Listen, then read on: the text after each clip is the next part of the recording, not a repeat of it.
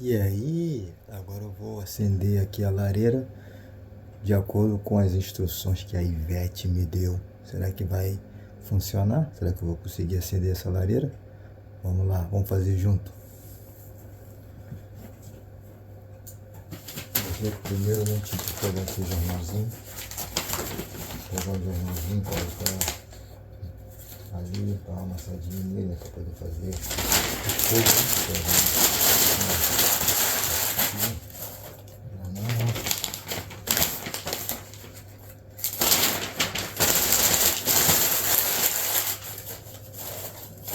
Ele pedacinho de jornal. Agora eu vou botar o sticker. Peguei um.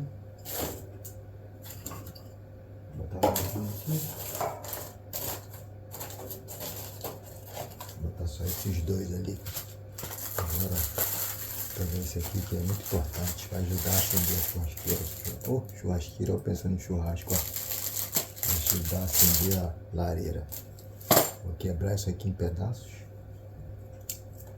Ó.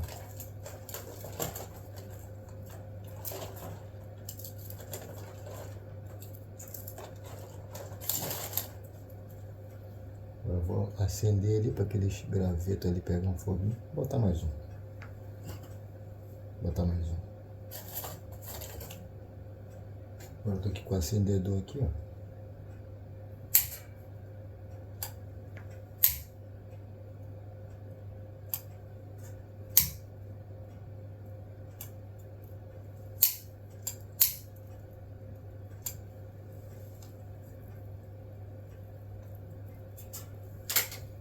O fogo ali acendeu, né? Vamos ver se vamos esperar um pouquinho agora.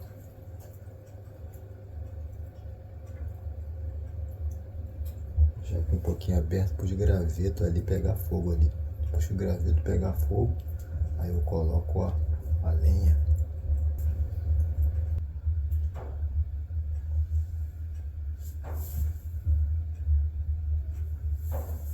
Os gravetos estão ali, ó, pegando fogo de boa. O que eu vou fazer agora? Eu vou colocar a lenha ali dentro.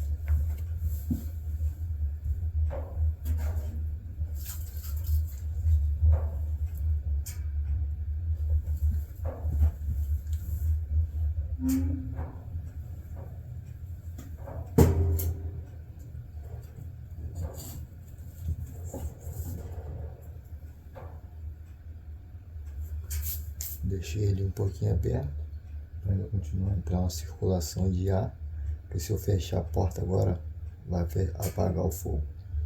Aí agora vai começar a pegar fogo na lenha e é só curtir o ambiente quentinho. Acho que funcionou, né?